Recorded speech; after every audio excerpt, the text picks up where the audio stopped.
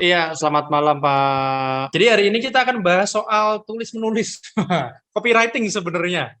Kita seperti biasa kita bahas santai, nanti disambung dengan eh, cerita dari Bapak Ibu sekalian ya, berbagai informasi, berbagai pengetahuan ya, berbagai pengalaman supaya kita juga mendapat pemahaman yang komprehensif mengenai pembahasan kita dalam lingkup bisnis secara umum, khususnya di dalam dunia digital marketing.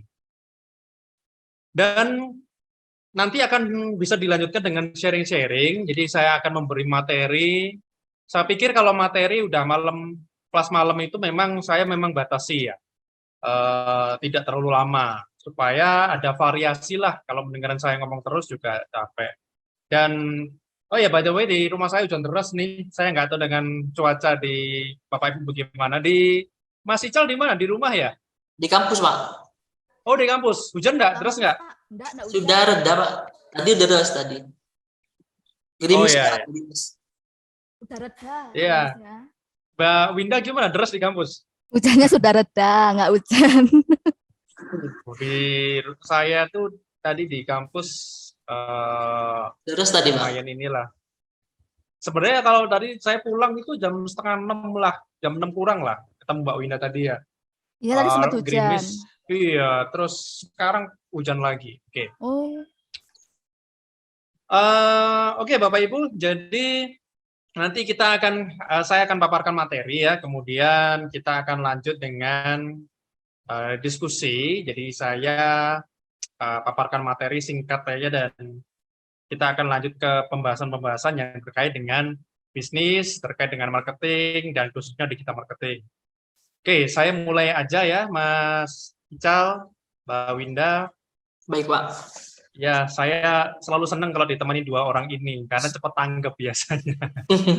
Ya, adminnya mantap. Jadi, untuk presensi, kemudian untuk share materi, itu saya pikir Mbak Winda dan Mas Ical sangat membantu lah, dan saya senang ya dibantu dengan dua partner saya ini. Baik, yang izin off cam nggak ada masalah, yang bisa silahkan, dia bisa on cam.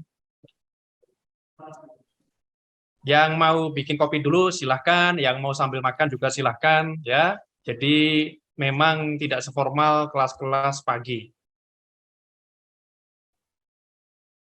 Oke, saya langsung share screen.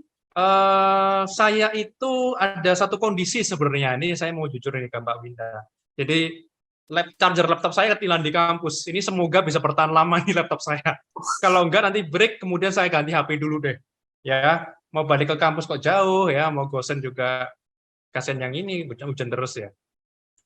Ya nggak apa-apa lah, nanti kita kondisikan lah ya, nanti paling saya minta izin untuk off dulu, kemudian saya lanjut di HP ya, karena kalau HP mah ada chargernya, tapi kalau laptop ini kayaknya juga nggak bisa bertahan terlalu lama.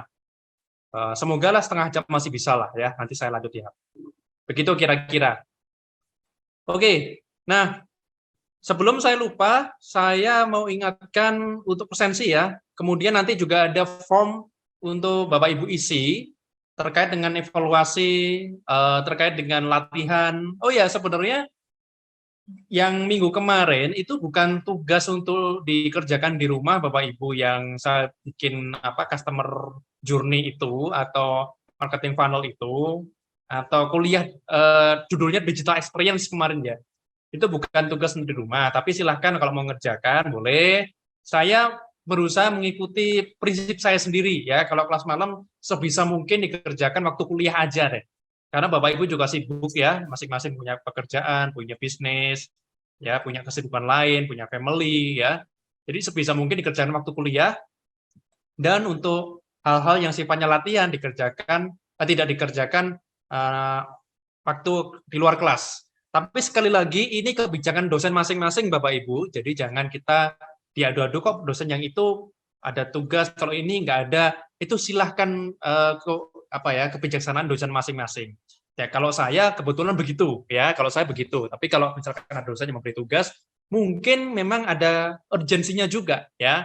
Apakah mungkin suatu saat saya memberi tugas kalau ada urgensinya, artinya ada kompetensi yang memang harus digali, dan ini perlu pemikiran panjang. Kalau waktu kuliah kayaknya nggak cukup. Nah, itu mungkin juga. Ya, tapi sebisa mungkin kita kerjakan waktu kuliah seperti saat ini. Baik, itu yang bisa saya sampaikan. Kemudian saya lanjut ke, sebentar, saya lupa nih PPT saya taruh mana. Oke, sebentar. Saya buka PPT saya dulu terkait tentang copywriting. Mungkin sudah sering ada yang mendengar mengenai copywriting atau sudah paham sekali tentang copywriting ya. Nah, nanti hari ini kita bahas dan hari ini kita akan diskusikan bersama.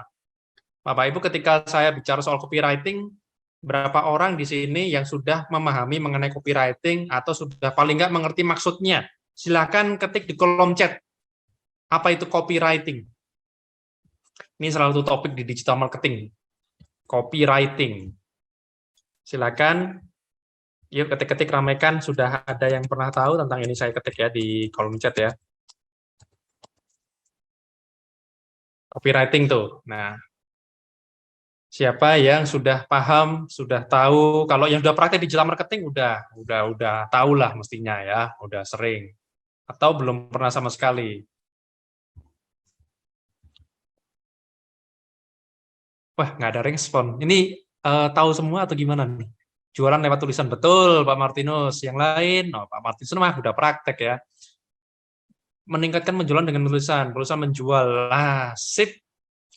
Jadi saya senang kalau sudah rekan-rekan udah paham. Dan malam ini kita bahas membantu teman-teman yang baru mengenai copywriting. Saya tolong dibantu buat teman-teman yang sudah biasa mempraktekkan. Ya, mungkin ini perspektifnya agak berbeda dengan yang selama ini Anda pelajari. Baik. Sudah ketemu PPT saya. Nah, tentang copywriting. Saya sengaja nggak fullkan biar saya tahu slide-nya sampai di mana. Ya, tentang copywriting ada tulisan-tulisan yang kita bisa gunakan dalam iklan, ya, dalam marketing, bahkan dalam pembicaraan sehari-hari itu sebenarnya butuh copywriting ya. Apalagi kalau kita negosiasi, menawarkan produk, kita mencari jaringan baru, kita presentasi ya. Presentasi ketika dikasih waktu cuma 3 menit dan yang di hadapan kita adalah orang penting, itu penting sekali yang namanya copywriting, karena kita nggak mau buang-buang waktu dia untuk mendengarkan sesuatu yang tidak ingin dia dengar atau tidak bernilai ya, nggak ada value gitu ya. Nah, kita masuk ke perspektif pertama ya. Copywriting itu saya melihat dari perspektif branding marketing. Ini sebenarnya saya nggak mendikotomi ya, nggak membedakan antara branding dan marketing. Tapi yang sering saya lihat di luar sana, di dunia digital marketing, itu seringkali dibedakan ya. Ini copywriting, ini branding atau marketing, biasanya orang-orang seperti itu. Nah, kita bahas ya malam ini ya. Oke. Nah, jadi dalam perspektif branding ya, itu ini saya ambil dari ilustrasi yang diviralkan oleh seseorang keturunan India di LinkedIn ya baru-baru ini. Saya coba mengkritisi gambar-gambar ini ya. Bisa jadi saya nggak setuju dengan gambar-gambar ini. Ini kan saya ambil dari ilustrasi orang lain ya. Tapi bisa jadi saya sangat setuju. Nah, kalau bicara soal branding, perbedaan branding atau marketing ya, walaupun tadi saya bilang saya seringkali menggabungkan antara branding marketing, saya melihat begini, branding itu aktivitas untuk membangun karakter. Ya, brand itu kan karakter. Makanya sekarang, bukan sekarang aja sih, sebenarnya dari dulu udah terkenal istilah personal branding. Ya. Jadi apa yang di benak orang lain ya, sesuatu yang seringkali diingat orang lain terhadap diri kita atau terhadap merek kita, produk kita, itu berkaitan dengan brand. Ya. Nah, apakah brand terjemahannya merek? Saya melihat ada definisi, ada pemahaman yang agak berbeda nih. Kalau merek itu lebih ke arah legalitasnya. Ini silakan nanti kita diskusi ya, boleh nggak setuju sama saya. Saya melihatnya seperti itu. Ya. Karena belakangan ini juga saya lagi bongkar satu perusahaan yang brandnya udah puluhan tahun. Saya melihat malah kebalikan. Jadi dia ngomong branding, tapi sebenarnya brandnya nggak dibangun gitu ya. Nah nanti kita kaitkan dengan perspektif copywriting. Ya. Jadi kalau branding ini membangun karakter, marketing ini lebih fokus ke arah bagaimana kita mempersuade, melakukan persuasi, melakukan dorongan, ya, membangun motivasi orang untuk melanjutkan ke arah transaksi. Kira-kira begitu, ya. Jadi kalau branding tadi adalah membangun apa yang bisa dirasakan orang, apa yang bisa diasosiasikan orang, tapi kalau marketing mulai fokusnya ke arah transaksi. Nah, walaupun kalau kita bedakan lagi nih, ada yang namanya marketing, ada yang namanya selling. Nah, saya ingatkan sekali lagi Bapak Ibu, mata kuliah pada periode ini yang saya bawa adalah Introduction of Digital Marketing. Jadi makanya saya sering ngomong basicnya dulu. Ya, semester ke depan, periode ke depan akan masih banyak hal yang teknis yang perlu kita diskusikan. Baik. Nah, kemudian bisa diambil dari perspektif branding talks about figuring out the how. Jadi bicara gimana atau bagaimana mencari solusi terhadap, nah kita gitu ya. Jadi brand kita itu diharapkan bisa menunjukkan atau bisa membawa orang ke arah how-nya. Gitu. Bagaimana untuk menemukan solusi terhadap masalah kita?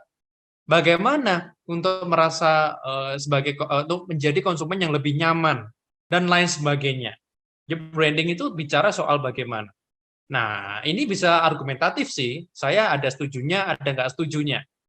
Karena sebenarnya branding lebih ke arah experience, sebenarnya nggak harus selalu bagaimana, tapi siapa.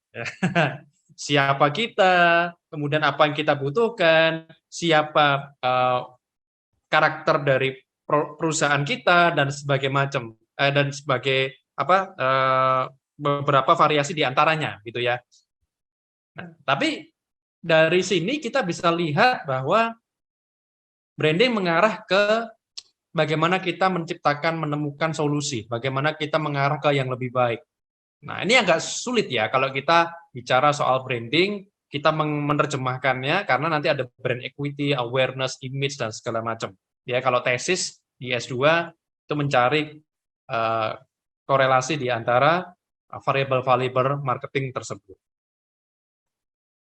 Oke, marketing itu menjawab why-nya, kenapa? Nah, maksudnya apa? Kenapa harus memilih kami sekarang? Kenapa harus bertindak sekarang? Kenapa harus menelpon kami? Kenapa harus bertransaksi segera? Kenapa harus memilih produk ini? Kenapa harus memiliki ini di rumah dan segala macam? Nah, sekali lagi ini perspektif. Tergantung dari mana melihatnya. Tapi pada intinya branding tadi saya bilang adalah karakter dan marketing mendorong orang ke transaksi, mendorong orang ke tindakan, ke action. Branding lebih mengarah ke membangun ingatan seseorang. Oke, kita lanjut dulu ya. Nah, kalau kita bicara copywriting, karena topik hari ini kita copywriting bukan branding versus marketing. Nah, kenapa ini slide-nya saya taruh di pertama? Karena perspektif kita nanti harus jelas ke arah mana. Kalau kita menulis, tulisan-tulisan menjual, kita juga harus paham ke arah mana tulisan kita. Apakah mengarahkan ke karakter kita, atau mendorong orang untuk transaksi. Nah, sekarang tulisan itu biasanya dibangun dengan logika beneficial. Jadi, ketika Anda membeli produk kami, ini yang Anda dapatkan, gitu. Itu kan kira-kira benefit. Ya, beli sekarang dan dapatkan promonya. Beli sekarang dan dapatkan bonusnya. Itu ya contoh-contoh tulisan dari benefit. Nah, tapi headline, tulisan iklan, tulisan promosi, tulisan marketing itu yang dicari kadang-kadang update-nya, yang membuat orang scroll dan dia stop di titik tertentu, itu karena saat ada update. Ya, coba cek di antara kita deh. Berapa banyak yang kita kalau malam sebelum tidur kita cari updatean dulu, ada berita update enggak? Gitu. Nah, jempol kita akan terhenti ketika ada sesuatu yang menarik. Jadi pada dasarnya kita ini takut ketinggalan, orang bilang sekarang FOMO. Ya. Nah, tapi gimana dengan clickbait? Nah, Bapak Ibu yang mungkin familiar dengan clickbait ya, bagi yang belum familiar, clickbait itu tindak apa ya? Kegiatan untuk nge-trap gitu ya. Aktivitas untuk apa istilahnya ya? Nge-trap itu menjebak lah. Wah, judulnya kayak kontroversial, ketika ternyata bukan. Itu clickbait. Ya.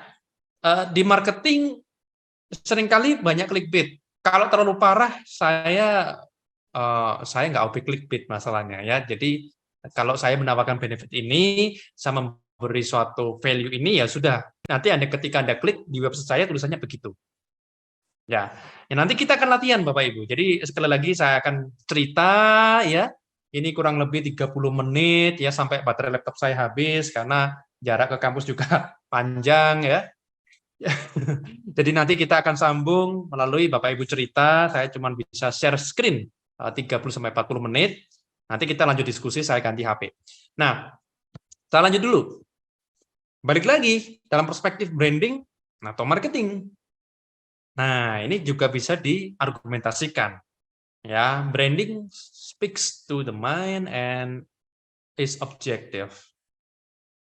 Nah, ini apakah branding gini, definisinya gini ya, kurang lebih artinya ya. Jadi kita bicara tentang brand, kita bicara tentang karakter, itu kita bicara mengenai bagaimana membangun sistematika logika seseorang. Jadi misalkan McDonald itu membangun brandnya sebagai fast food, kemudian sangat bersih di restorannya, cepat, ya, higienis dan segala macamnya. Nah, itu membangun suatu karakter, suatu sistematis berpikir orang, oh ya, saya ingat McDonald karena ini ada asosiasi di situ. Itulah cara kerja pikiran kita. Dan itu objektif. Ya, itu objektif. Artinya ada karakter yang secara umum dikenal seperti itu, gitu. Karena kalau subjektif kan pribadi masing-masing. Ya, tapi kalau brand itu dibangun secara general, secara umum. Ya, BMW karakternya gimana? Ya, mewah, sporty, beda dengan Mercedes-Benz ya, ada mewahnya tapi masih sporty. Ya ini selera ya, tapi biasanya karakter yang dibangun ini lebih objektif gitu. Nah, kalau marketing bicara mengenai hati dan berkaitan dengan emosi, dorongan emosi. Makanya sebenarnya dari awal saya, ini pertemuan keempat kalau saya nggak salah, saya selalu bilang bahwa marketing adalah kegiatan untuk mendorong psikologi, mendorong emosi. Ya, kajiannya kajian psikologi customer. Nah, apalagi nanti dalam kegiatan kita menulis kalimat iklan, ya. Misalkan saya jual laptop, ya, Anda memilih jual laptop, kasih tahu semua nggak tentang spesifikasi laptopnya. Misalkan Anda jual di Instagram, kemudian Anda bikin poster yang bagus, Anda hire orang, graphic designer, ada gambar laptop di situ, kemudian ada speknya, RAM-nya berapa, kemudian hard disk-nya, storage-nya, ya, kemudian dia prosesornya segala macam ya, spesifikasi yang biasa kita lihat kalau orang jual laptop.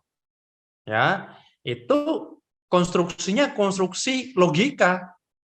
Ya, preferensi. Oh, saya butuh laptop untuk gaming. Wah, berarti high spec nih. Speknya lebih tinggi. Oh, saya butuh laptop untuk kerja. Oh, agak beda nih speknya. Mungkin lebih rendah, tapi tetap butuh tinggi karena saya ada Adobe Premiere. Saya suka edit-edit video di situ.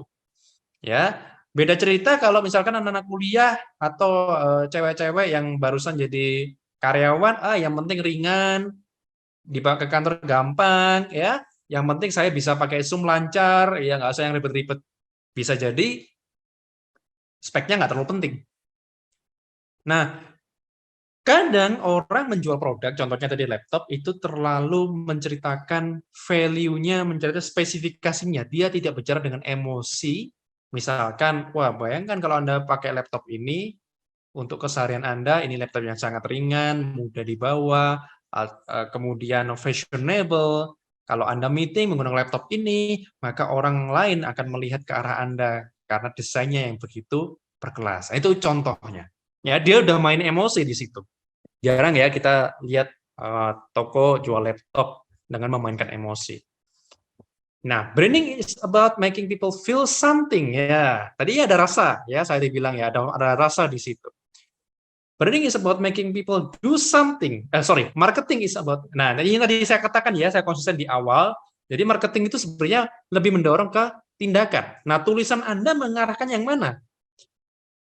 Ya, kalau memang Anda fokusnya saya ingin membuat orang aware, saya punya produk ini, ya udah berarti itu branding. Ya, dibangunnya karakternya ya.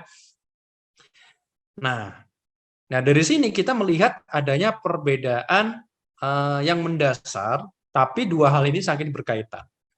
Oke, saya lompat dulu ke arah sini. Nah, ini yang mungkin sering Anda dengar, atau paling nggak pernah Anda dengar, atau enggak ini baru pertama kali. Ini formula yang dari dulu udah ada ya, formula copywriting AIDA. Ya, katanya kalau nulis itu harus dapatkan attention dulu. Ya, sampai sekarang pun masih kepake sih sebenarnya AIDA ini. Sebenarnya saya punya 7 formula, cuman malam ini saya tambahkan 3 aja cukup ya. Attention, dapatkan perhatian dengan memberikan pesan yang tidak biasa. Nah, sometimes kalau saya ngajar mahasiswa saya ke klien, saya bilang, marketing is how to get attention. Cari perhatian dulu, kan begitu. Nah, kalau Anda punya produk bagus tapi Anda nggak pernah diperhatikan, ya gimana? Makanya di konsep iklan, di konsep copywriting seringkali attention ini menjadi satu menjadi satu jurus ya dari dulu sampai sekarang. Saya kemarin buka TikTok ya malam-malam itu sebelum tidur ada seseorang sepertinya dia public figure, tapi saya nggak yakin, saya nggak begitu kenal dengan sosok ini ya. Tapi beberapa kali saya memang lihat di sosial media ya cowok.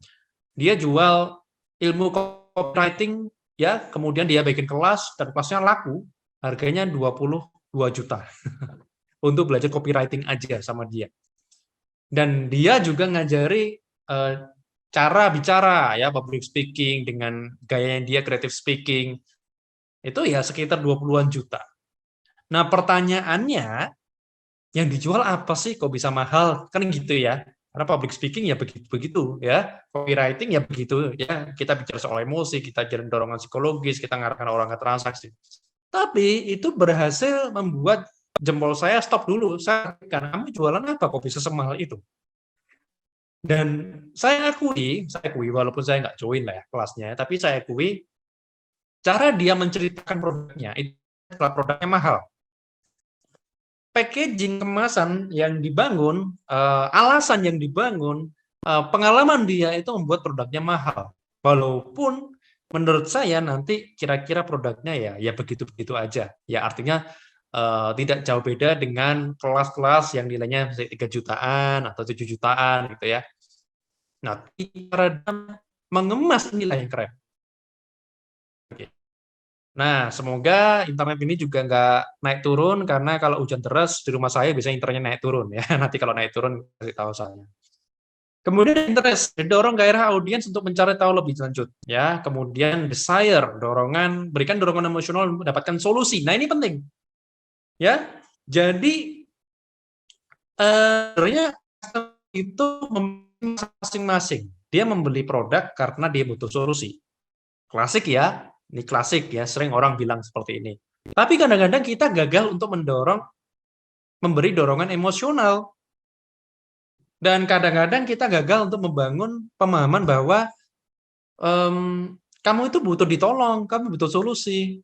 Dan inilah solusinya ada bersama saya, dan kamu tinggal mengorbankan sekian rupiah untuk mendapatkan solusi ini. Kira-kira begitu. Ya. Termasuk misalkan waktu COVID kemarin, ternyata salah satu teman saya di Jakarta itu kebanjiran order untuk interior design. Jadi waktu COVID sampai sebelum COVID berakhir itu dia booming banget itu omset. Saya tanya kenapa? Ya saya juga nggak tahu kenapa ya. Saya sudah pesimis kena COVID ini, masa-masa COVID 2020 ternyata booming omset saya. Saya bilang ya banyak orang di rumah, kemudian WFH, lama-lama dia merasa kayak, wah aku pengen WFH selamanya, rumahnya dibagusin, kira-kira begitu ya. Akhirnya jasa dia laku keras, dia juga ada bisnis di bidang furniture, dia juga kencang banget lakunya selama COVID. Nah, setelah COVID mereda sampai sekarang, itu malah turun di omsetnya. Ya tebakan saya mungkin benar, ya asumsi saya ya. Nah, saya nggak melakukan riset sih, cuma pengamatan aja. Kayaknya memang kegalauan orang ketika di rumah dan akhirnya merasa bahwa rumahnya kurang nyaman dengan kondisi yang waktu itu, dan dia membutuhkan solusi untuk penyegaran rumahnya, itu termasuk adalah masalah dan dia mencari solusi yang masuk akal. Ya, kemudian, nah ini pendekatan marketing action, yakinkan audiens untuk segera bertindak. 70 orang sudah memesan produk kami dan 80% diantaranya mengatakan sangat puas. Ini contoh ya. Nah, tapi hati-hati sekarang itu banyak yang fake ya, sehingga orang juga alah ini tipu-tipu kan kira-kira. Nah, jadi sebenarnya yang saya sampaikan sekarang itu tadi saya bilang ya klasik ya, tapi seringkali kita melupakan ini dan tidak menerapkan dengan baik. Oke. Nah, lanjut Mas Ical. Nah, kalau kita lihat formula yang kedua. Nah, formula yang kedua. Berkembang, jadi saya bilang ada 7 formula yang biasa saya pakai ya. Tapi kali ini saya sampaikan beberapa aja ya, mungkin 3 aja. Ya. Kalau yang pas ini, orang sudah menyadari bahwa formula copywriting itu biasa menggali permasalahan ya, atau menyadarkan orang kalau dia punya masalah. Karena seringkali orang itu nggak sadar loh kalau dia punya masalah, beneran. Jadi misalkan ya, tadi saya beri contoh public speaking ya, tadi karena ada bahasan saya soal public speaking. Nah, berapa di antara kita yang punya masalah public speaking misalkan? Anak-anak muda itu seringkali kalau kita di kelas pagi suruh ngomong di depan kelas, itu dia bingung mau ngomong apa. Artinya sebenarnya dia punya masalah. Tapi seringkali dia tidak menyadari kalau itu masalah. Sehingga perlu disadarkan dulu, hey, ternyata kamu punya masalah ini loh, dan kamu butuh solusi. Gitu. Jadi, itu cara kita untuk menggiring opini orang, cara kita untuk menggali bahwa orang itu sebenarnya kadang-kadang perlu disadarkan dulu. Ya. Kemudian di agitate ini ya, berikan pesan bahwa terdapat keterkaitan masalah tersebut dengan audiens. Ya, kalau kamu nggak ngatasin masalah ini, maka akan ada masalah-masalah berikutnya, kira-kira begitu. Oke, kemudian solution. Tawarkan solusi logis untuk menjawab masalah audiens. Nah, ini yang menurut saya simpel. Cuman nanti kita lihat prakteknya. Oke, Mas Ical lanjut dulu, Mas Ical. Nah, kemudian yang ketiga, ini agak ada perkembangan lagi ya. Sebenarnya ada beberapa hal yang masih sama seperti interest. Ya. Jadi kan saya bilang ini, attention ya, cari perhatian dulu. Nah, kalau yang ITKA ini kita langsung menggali, membawa orang ke rasa penasaran. Nanti saya cerita bagaimana saya membangun bisnis digital marketing saya dengan beberapa partner gitu ya. Saya mau cerita bisnis modelnya. Jadi sebenarnya ada beberapa Anda yang bisa variasikan. Mungkin ada yang bisa Anda tiru, ya, ada yang bisa Anda kombinasikan. Tapi yang saya lihat, yang saya alami di dunia digital ini, copywriting itu memberi kekuatan atau dampak yang sangat besar. Ya, kalimat iklan yang salah itu dampaknya bisa sangat berbeda. Atau cara kita menjelaskan yang salah itu bisa sangat berbeda. Ya. Jadi saya pernah ada beberapa kejadian cara ngomongnya dirubah, kalimat proposalnya dirubah, itu pendapatan bisa naik 3 kali lipat. Dan celakanya kalau itu salah, itu juga bisa turun secara drastis. Gitu. Jadi apa yang perlu kita perhatikan tentang copywriting ini adalah cara komunikasi kita, kemudian ketika itu salah, dampaknya juga serius gitu. Nah, salah satu tekniknya adalah semua perlu dites memang ya, semua perlu dicoba, kemudian digali, kemudian Anda kombinasikan dengan beberapa metode yang lain, ya. Kemudian Anda lihat responnya kayak gimana dan sebagainya. Oke. Nah, di ITKA ini sebenarnya langsung aja, kalau tadi AIDA kan ada attention, interest, ya. Kemudian kalau di ITKA ini langsung ke interest. Jadi Anda raih perhatian yang dengan sesuatu yang menarik. Ini sesuatu ya, maksudnya ya, salah ketik nih ya, raih perhatian dengan sesuatu yang menarik dan mendorong rasa penasaran. Makanya di slide sebelumnya saya sempat spill ada curiosity di situ. Ya. Kemudian ada desire tetap, ada conviction, yakinkan audiens untuk segera menentukan pilihan dan ambil keputusan. Nah, ini ya, ini yang nggak gampang ya, mendorong orang ambil keputusan. Kemudian dan action, dorong motivasi. Jadi kalau conviction itu yakin secara perasaan dulu, kemudian action. Oke, kita coba sekarang jam ya menjelang inilah ya, menjelang setengah 8 ya, menjelang 7:15 ya, jam setengah 8. Kita akan coba nanti Anda cerita, Anda lihat ada beberapa contoh copywriting, Anda pilih nomor mana yang paling Anda suka, yang paling menggugah selera Anda, ya. Dan saya mau tanya dulu, Mas Ical di kelas ini apakah sudah pernah teman-teman ini saling mempromosikan atau menceritakan tentang profesi masing-masing? Ada, Pak. Pernah. Yes. Di kelas mana? Di kelas TI online tapi, Pak. Oh, oke. Di kelas ini, di kelas digital marketing FEB? Sudah di grup.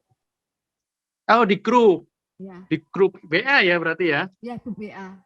Oke. Nanti saya akan minta tolong teman-teman, Bapak Ibu sekalian untuk membangun ya narasi mengenai siapa diri Anda, apa yang Anda lakukan, dan kalau biasa saya tambahi, kalau Anda membutuhkan jaringan bisnis atau jaringan pekerjaan atau jaringan profesi, itu jaringannya seperti apa?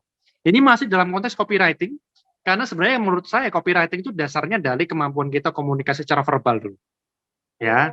Kemudian kalau copywriting kan dibawa ke tulisan, ya. Tapi saya pengen ngetesnya yang sederhana dulu aja. Mungkin next kita akan lebih teknis bicara soal tulisan iklan, tapi nanti saya akan mau mengajak Bapak Ibu dan saudara sekalian untuk menceritakan mengenai poin-poin yang penting yang perlu Anda rasa perlu Anda ceritakan kepada orang lain mengenai dunia profesional. Ya. Oke, di kelas ini saya pikir heterogen ya, ada kaum profesional yang bekerja di corporate, kemudian ada kaum entrepreneur ya, wira swasta, ada yang mungkin di rumah aja sampai ngurus family, ada yang sudah passive income-nya terbangun jadi tidak terlalu banyak aktivitas, ada yang fokusnya ke yayasan sosial, ya, saya pikir heterogen. Tapi nggak ada masalah, bukan berarti networking itu hanya miliknya orang bisnis atau miliknya profesional, ya. Nah, nanti kita akan coba simulasi. Oke, sementara kita coba lihat dulu slide selanjutnya, Mas Ical. Yang warna putih. Nah, Bapak Ibu, semoga terlihat ya, Bapak Ibu yang pakai HP mungkin perlu di zoom in seperti saya, ya. Saya tadi internet saya lah tiba-tiba ngedrop down, ya biasa kalau habis hujan memang begitu problemnya di rumah saya. Nah, tapi daripada nanti pindah-pindah, langsung saya pakai HP nih. Ini ada beberapa contoh copywriting headline dari iklan penginapan dan hotel. Ya, saya comot dari beberapa sumber lah. Ya, Bapak Ibu coba amati dulu, saya kasih waktu, ada 6 headline di sini. Coba Bapak Ibu amati, rasakan mana yang paling menggugah selera Anda sebagai calon konsumennya dia. Saya kasih waktu kira-kira ya 1 menit aja lah, ya nggak lama-lama ya. 1 menit kira-kira yang paling menggugah selera Anda, paling menggoda Anda yang mana? Silakan. Diamati dulu ya, dibaca dulu pelan-pelan. Oke, kalau sudah mengamati, oke. Jangan diketik dulu, Bapak Ibu. Ada yang 2, ada 5, oke, menarik. Jadi kita testing ya, cara ngetesnya gini memang. saya seringkali kalau ke klien, kalau dia tanya, Pak, copywriting mana headline kita? Saya kalau klien itu kontrak 2 tahun misalkan ya, kita suruh merumuskan strategi marketing, salah satu fokus saya adalah copywriting. Ya, beberapa klien itu membuktikan bahwa salah sedikit saja atau benar sedikit saja dampaknya luar biasa. Kadang-kadang, nggak selalu begitu, ya. Karena kenapa? Masih ada faktor yang lain ya, bisnisnya, kemudian produknya, brandnya, pemiliknya siapa, dan lain-lain.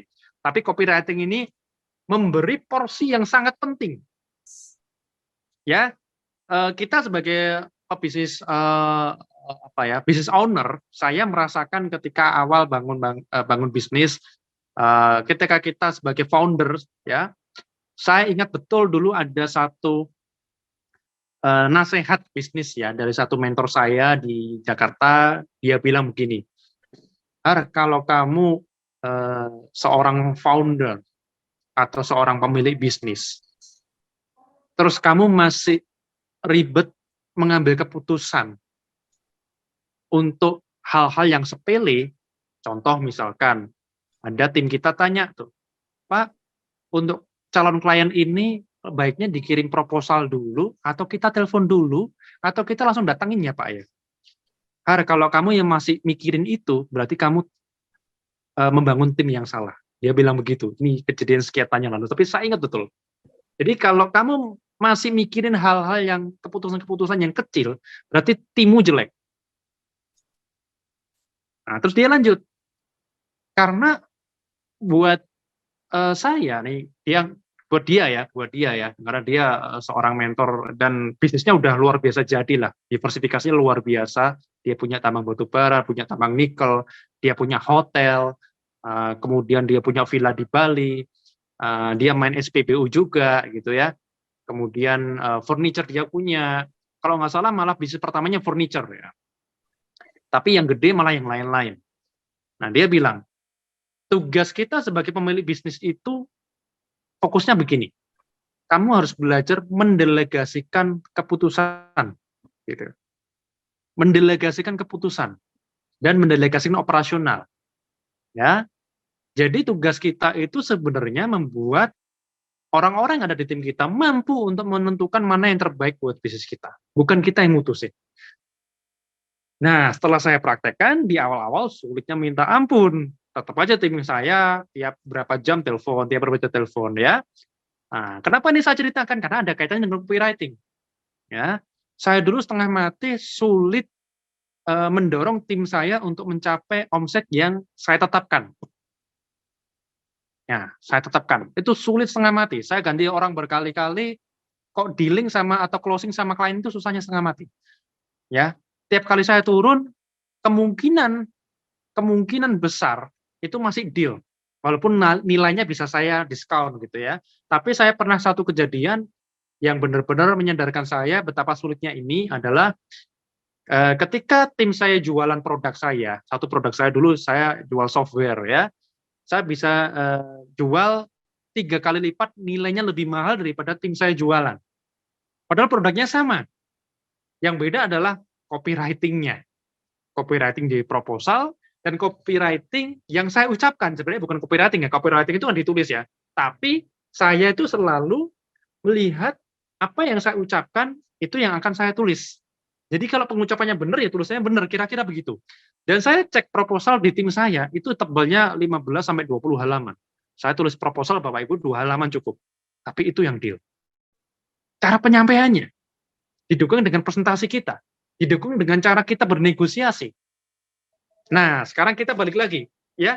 Saya cuma ingin menyadarkan Bapak Ibu, dan saya yakin beberapa di sini sudah expert dalam hal tulis menulis, ya, dalam hal negosiasi, karena Bapak Ibu juga banyak yang pelaku bisnis. Tapi di saya kejadiannya itu benar-benar punya dampak yang besar, gitu ya. Nah, kita balik lagi ya. Dari sini Bapak Ibu ingat-ingat mana yang paling menggoda. Ya, sudah nomornya ya diingat-ingat ya. Karena diingat-ingat aja nomornya, misal nomor 4 ya. Nah, Mas Ical minta tolong lanjut ke slide kedua. Nah, dari yang Bapak Ibu ingat tadi, sekarang ada tandingannya nih. Misalkan Bapak Ibu tadi sudah, saya kayak paling oke nomor 4. Sekarang saya masih punya 7 sampai 13. Ada nggak yang lebih oke? Oke. Nah, song. Wah, song ya. Menarik. Sekarang kita diskusi. Ya, sekarang kita diskusi. Siapa yang mau open mic, gantian ngomong sama saya, kami ngomong di kelas ini. Pak Hermanto kayaknya di song ya. Kenapa song? Cerita Pak Hermanto. Terima kasih Pak. Siap. Malam Pak. Wah ini kayaknya auranya ini aura semangat terus Pak Hermanto nih.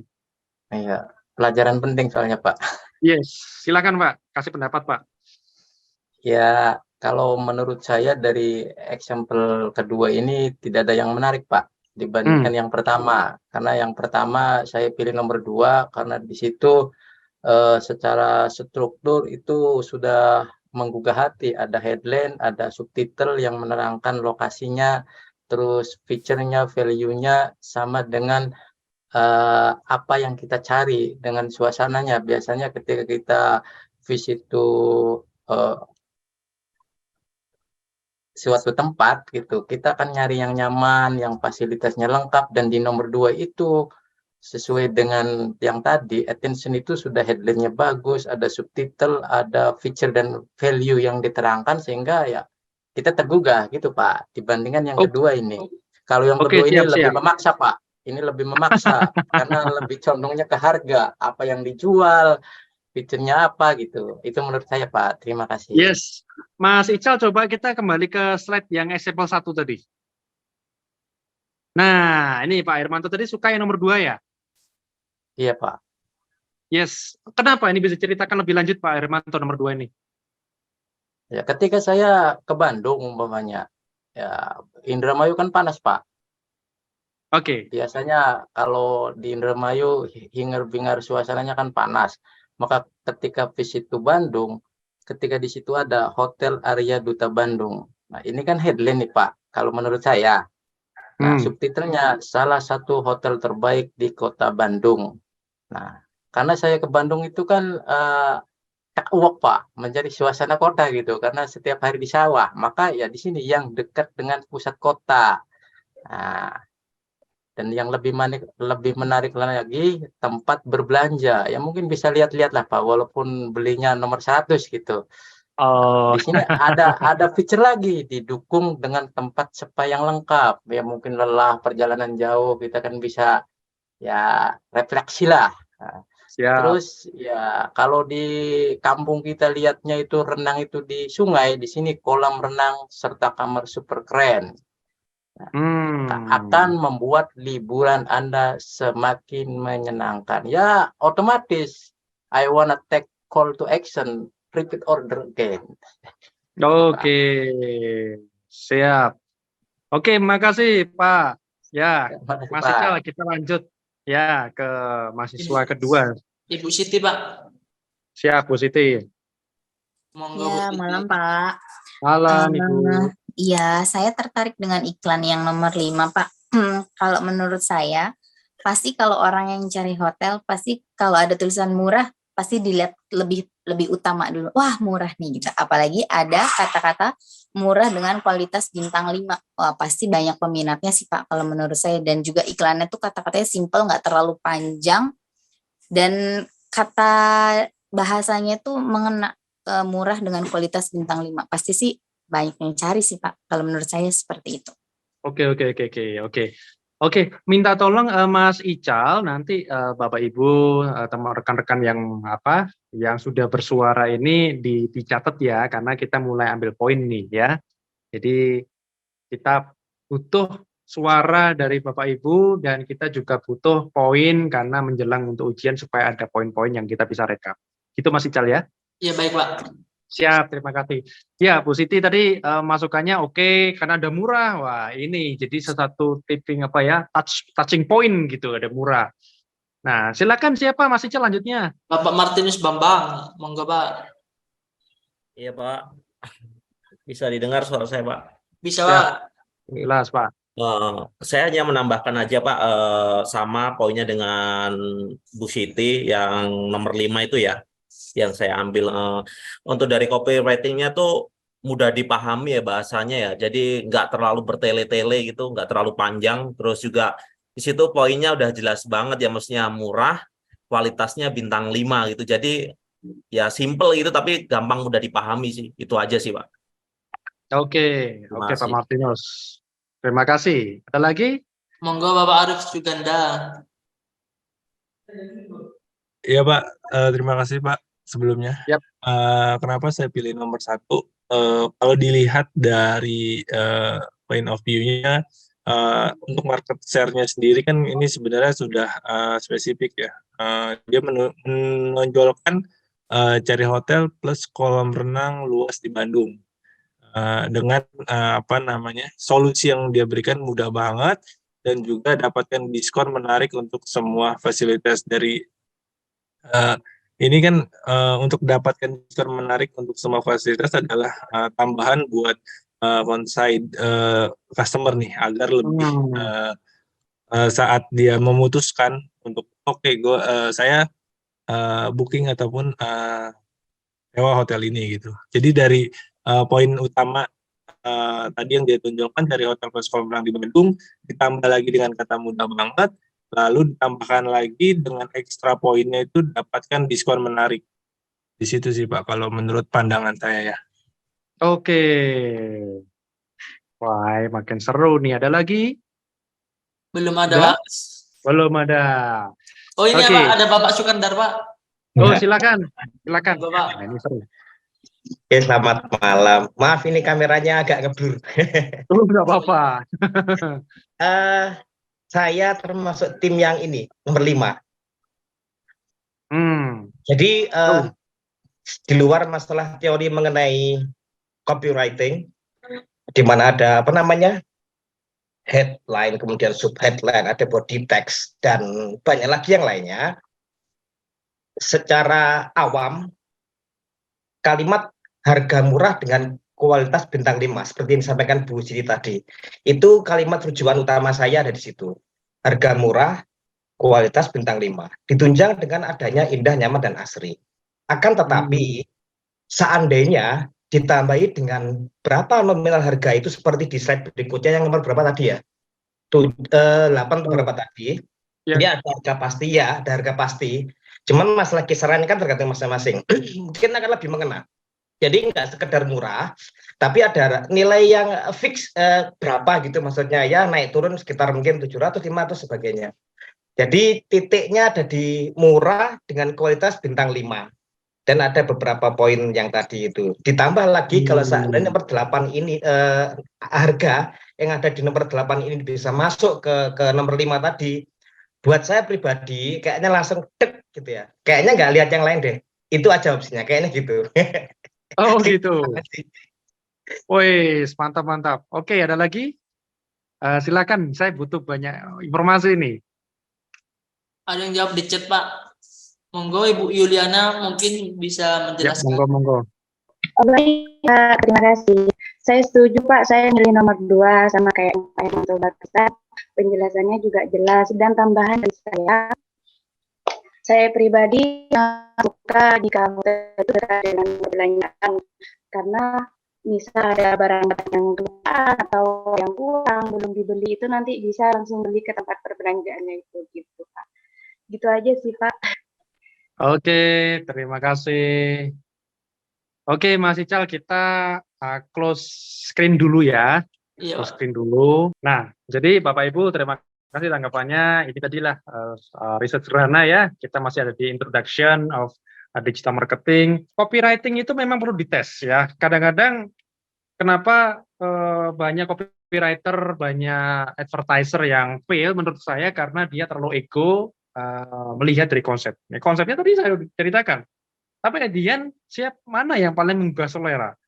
Nah, copywriting ini sepertinya mudah ya, kita creative writing aja, tapi ternyata untuk mendapatkan emosi ini yang nggak gampang.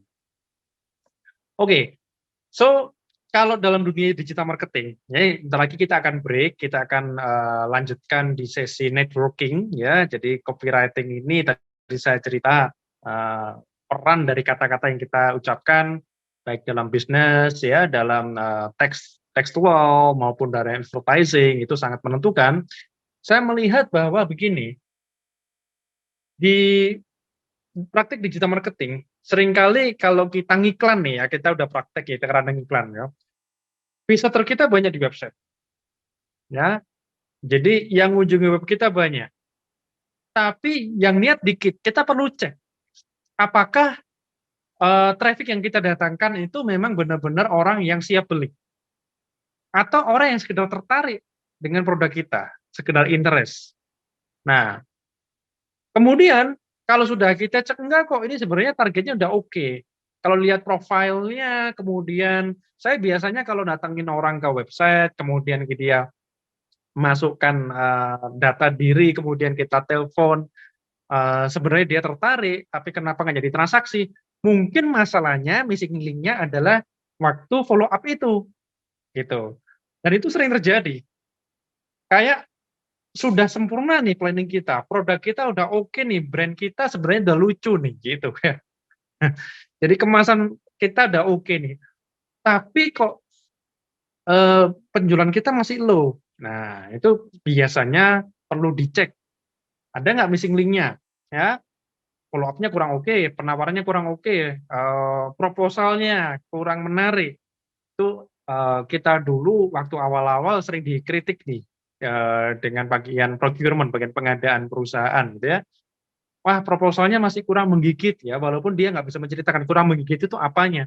Nggak tahu waktu kita bahas proposalnya kayaknya kurang apa ya, kurang menarik, tapi kita juga nggak bisa mendefinisikan mana yang kurang menarik. Nah, itu contoh ya. Nah, atau juga sering ini transaksi udah lumayan rame, tapi orang nggak kembali ya, mungkin masalah produknya, gitu ya. Nah, tapi juga bisa jadi transaksi kencang, konsumen belanja, ya, kita punya pelanggan, tapi kok biaya iklannya terlalu gede dibandingkan dengan keuntungan kita, ya. Berarti kita perlu cek. Karena biasanya kalau saya beriklan, saya melakukan digital marketing, saya melakukan periklanan, itu kita melihat dulu dari segi marginnya, gitu ya. Jadi kita ini perlu membuat margin yang lumayan lebar menurut saya, karena kita harus punya biaya untuk beriklan, kita harus punya biaya untuk mengakuisisi customer, kita harus punya biaya untuk bereksperimen. Bapak Ibu sampai sekarang kalau saya disuruh start new business, kemudian walaupun based on digital, saya beriklan, tetaplah ada sisi, ada waktu di mana saya boncos duluan. Boncos itu ya kita ngeluarin budget, kemudian biaya iklan lebih besar, biaya marketing lebih besar daripada yang kita dapatkan. Awal-awal biasa seperti itu. Kalau saya lihat masih masuk akal dalam arti, oh oke, karena ini penerimaan pasarnya belum tahu, orang belum aware. Ya saya sikat dulu di awareness-nya. Nah, maka kalimat-kalimat copywriting-nya akan berbeda. Ya, cara saya menceritakan produknya akan berbeda. Tapi seringkali kita melihat juga ada beberapa perusahaan yang dia punya website, dia rajin iklan, ya. Orang tetap nggak beli. Bahkan orang tidak tertarik untuk tanya. Nah, kadang-kadang masalahnya adalah dia sekedar punya website. Alur melayani dia dalam berpikir, balik lagi masalah copywriting, ya. Dari kemudian penawaran pertama, kemudian penjelasan produk, kalau perlu ada tutorial, frequently asked question, ya.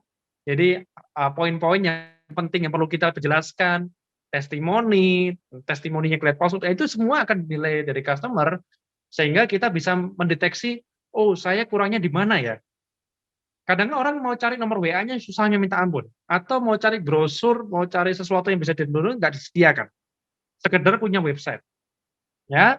Makanya kadang-kadang yang saya sarankan ke dia adalah bangun dulu marketing kit-nya, ya, sarana yang Anda bisa gunakan untuk menceritakan produk Anda, sarana yang Anda bisa gunakan untuk meyakinkan produk Anda, sarana yang Anda bisa meyakinkan customer Anda, sarana yang Anda bisa gunakan untuk segera mendorong dia menuju ke transaksi.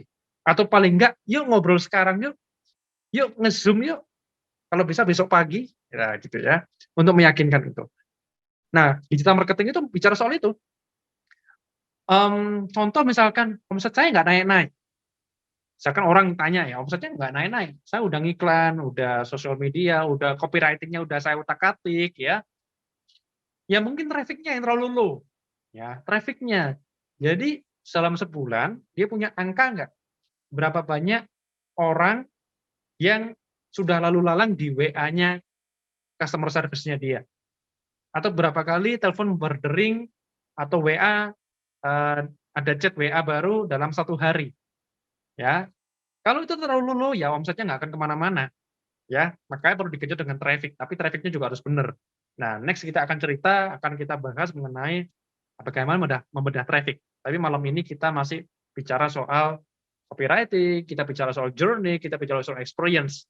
Nah, di sesi selanjutnya, ya kita akan break, ya. Kita akan break Mas Ical. Kita kasih waktu Bapak Ibu ini untuk ya makan dulu, ya, bikin minum dulu 15 menit. Sesi selanjutnya adalah saatnya Anda menjual, ya, mendorong orang untuk mau berelasi dengan Anda. Saya minta kesediaan Bapak Ibu dengan kesediaan dari diri ya untuk bercerita mengenai profesi Anda masing-masing. Kita mulai dengan sederhana dulu, ya, dengan profesi masing-masing. Next kita akan mulai masuk ke bisnis, kita masuk ke iklan dan segala macam. Anda ceritakan mengenai pertama, apakah Anda itu seorang wira swasta, atau seorang karyawan, atau seorang yang di rumah saja, mungkin mengurus keluarga, atau kalau seorang ibu mungkin suami yang bekerja, nggak apa-apa, ceritakan apa adanya. Atau ada seorang bapak, misalkan dia lebih sibuk di organisasi sosial, ceritakan apa yang Anda lakukan. Ya, misalkan kemarin saya ngobrol-ngobrol dengan bapak, dia sibuknya di organisasi sosial untuk yayasan anak berkebutuhan khusus. Ya, dia cerita, ya orientasinya sudah bukan ke bisnis karena bisnisnya sudah berjalan. Ya, jadi dia fokusnya ke sosial. Anda ceritakan di situ. Nah, kemudian silahkan Anda tadi sampaikan profesi dan Anda ceritakan apa yang sehari-hari Anda lakukan. Ya, terkait juga masalah kompetensi Anda. Ya, kemampuan Anda punya kekuatan di mana? Ya, jadi nggak apa-apa kita ceritanya. Ini sekalian jualan. Barangkali di sini ada yang menjual produk, ada yang lagi cari kerja, ya barangkali ya, atau sudah kerja tapi mau pindah kerja. Dengan Anda bercerita seperti ini, mungkin ada yang tertarik untuk ngajak kerjasama. Maka poin berikutnya adalah ceritakan juga apakah Anda butuh jaringan baru. Ya, saya ulangi ya, yang terakhir Anda perlu cerita apakah Anda butuh jaringan baru. Wah, ini Bu Eli pilih nomor 3. Wah, oke, thank you. Ya, saya ulangi ya. Apakah Anda butuh jaringan baru? Kalau butuh, jaringan yang seperti apa? Relasi profesional yang seperti apa? Ya, misalkan Anda punya percetakan. Kemudian saya butuh jaringan dengan rekan-rekan, terutama yang berada di divisi marketing di perusahaan-perusahaan. Nanti kalau nyetak di saya ya, karena kalau nyetak di saya ini saya jamin dia masalah kualitas. Kira-kira begitu ya. Jadi yang dia butuh adalah jaringan para profesional yang bekerja di perusahaan, ya. Atau Anda butuh jaringan ibu-ibu rumah tangga, karena produk Anda relate dengan ibu-ibu rumah tangga. Tapi balik lagi, ini tidak harus promosi sebagai pemilik bisnis atau sebagai profesional. Ya, menurut saya, setiap orang itu tetap butuh jaringan untuk apapun yang dia lakukan. Ya, tadi yayasan sosial dia butuh tetap jaringan untuk barangkali ada yang mau berdonasi dan segala macam. Oke, saya ulangi ya, saya highlight ya. Kita akan break 15 menit. Ya silahkan Anda ngambil kopi, ya, kemudian makan, atau yang belum mandi ya silahkan mandi dulu ya. Sambil nanti ketika kita sudah masuk lagi, Anda ceritakan mengenai diri Anda, profesi Anda, silahkan berpromosi di sini, nggak ada masalah. Ya, kita akan melihat bagaimana Anda membangun narasi copywriting, tapi secara verbal. Kemudian, jangan lupa yang paling akhir, kalau Anda apakah Anda butuh jaringan? Kalau Anda butuh jaringan, relasi yang seperti apa, dan akan Anda gunakan seperti apa, ini untuk bisnis Anda, untuk pekerjaan Anda, atau untuk yang lain. Kira-kira gitu ya, Mas Ical bisa dipahami ya maksudnya ya? Nah ini menurut saya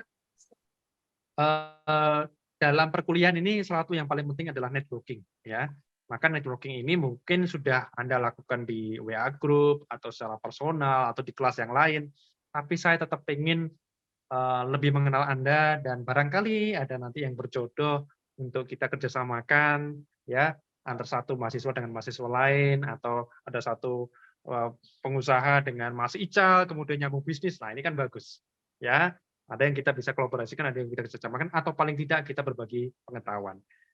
Oke, kira-kira gitu silakan kalau ada yang ditanyakan. Wah, saya baca dulu nih dari Bu Eli nih ya. Grand Tebu, saya pilih nomor 3. Grand Tebu Hotel, dapatkan fasilitas menarik untuk Anda yang ingin menginap super nyaman. Ini pesan kamar hotel. Ya. Memiliki formula AIDA. Wah, ini sudah menerapkan dari konsep yang tadi ya, menginap di hotel super nyaman, meyakinkan pembaca untuk segera pesan. Yes, setuju, setuju. Jadi ini juga penting ya, meyakinkan pembaca untuk segera pesan. Nah, jadi itu tadi yang saya bilang mengenai tindakan. Oke, apakah ada pertanyaan mengenai konsep networking yang nanti kita akan lakukan? Kalau sudah nggak ada, di jam saya jam 7.43, di jam HP saya jam 7.43, kita paskan aja, kita akan kembali jam 8, ya, dan kita akan akhiri jam 8:30. Nah, jadi nanti minta tolong Bung Ical Baik, Pak. untuk menggilir ya. Tadi kan ada yang masukannya bagus ya. Mungkin biar banyak yang bisa bicara, banyak yang bisa promosi, banyak yang bisa kenalan lebih lanjut. Ya saya yakin di sini sudah banyak yang kenal, tapi kita bisa kenalan lebih lanjut lah, terutama dengan saya. Mungkin waktunya dibikin berapa? 3 menitan gitu ya Mas Ical ya? Iya, Pak. 3 menit saja. Siap, sehingga kita 8:30 bisa berakhir, ya kalau perlu 8:30 kurang sudah bisa berakhir gitu ya. Iya, Pak. Kira-kira. Siap, kita break dulu, kita akan kembali jam 8.00 waktu Indonesia Barat. Mohon maaf yang di Papua, ini waktu Indonesia Barat ya. Biar sama persepsinya nanti, biar nggak salah masuk ya. Ya, kita lanjut jam 8. Terima kasih. Baik Pak Hari, terima kasih.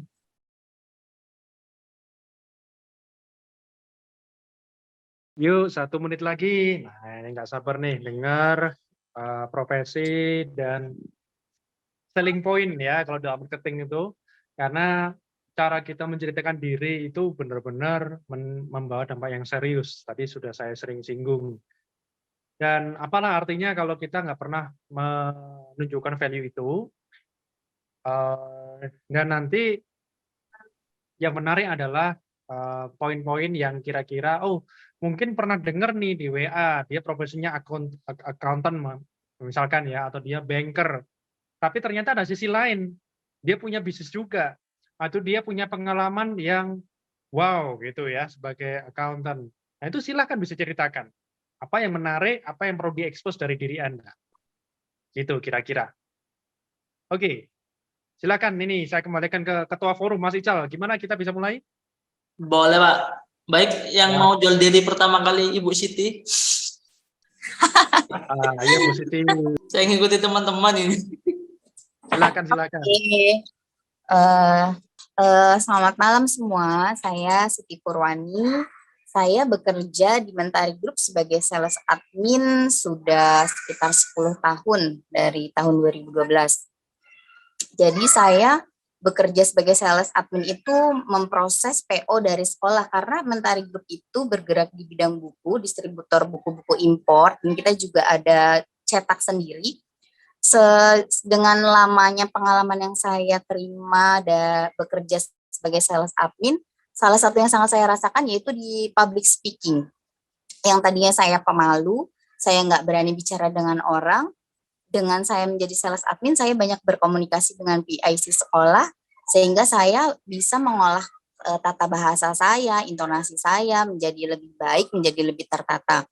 Jadi dengan public speaking yang saya rasa lebih baik dari tahun ke tahun, terkadang banyak sekolah yang PIC sekolah yang sudah merasa seperti teman gitu. Jadi mereka jika melakukan repeat order itu terkadang tidak melalui marketingnya, mereka lebih nyaman melalui saya sales adminnya gitu. Sudah Mbak, saya sama Mbak Siti aja lebih enak, lebih nyaman seperti itu. Oh berarti mungkin mereka nyaman dengan cara penyampaian saya seperti itu.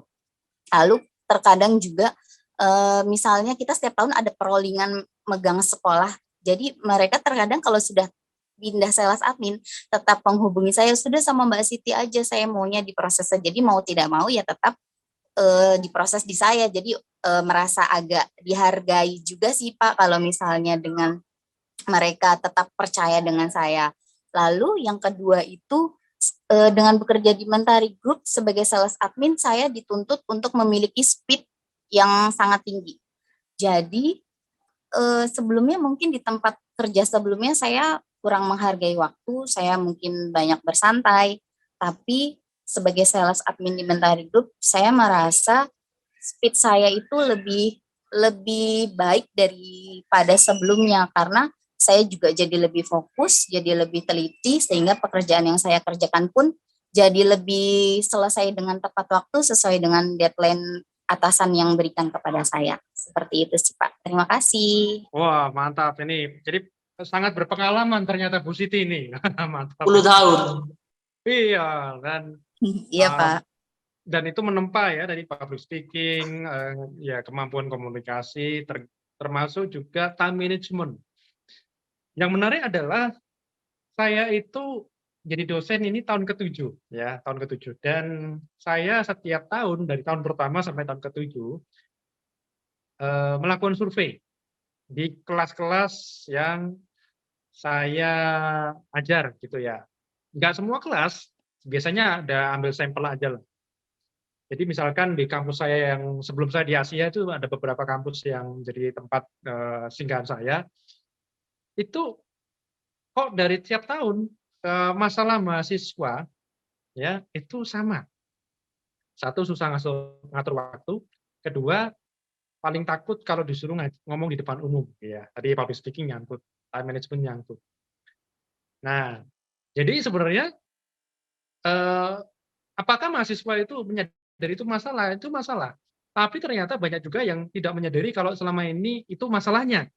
Nah, tapi ada beberapa mahasiswa yang oke Pak, karena saya masalah di situ, saya ingin ambil kelas time management. Wah ini ada awareness di sana. Nah itu kira-kira jadi sebenarnya ada peluang bisnis juga di sini kalau memang Ibu seperti Ibu Siti tadi bisa time management, terus ambil bisnis untuk time management karena di luar negeri itu laku sekali itu bisnis model-model kayak gini lah, soft skill.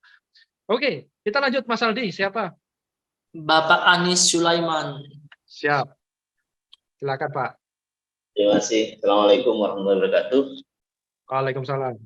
Ya, kenalkan nama saya Anis Sulaiman atau bisa dipanggil Cak Anis saja ya. Kalau Bapak ketuaan, kalau Mas kemudaan. Ya, saat ini saya memimpin di perusahaan. Saya diganti untuk memimpin di toko Basmalah. Toko Basmalah itu pusatnya di Pasuruan.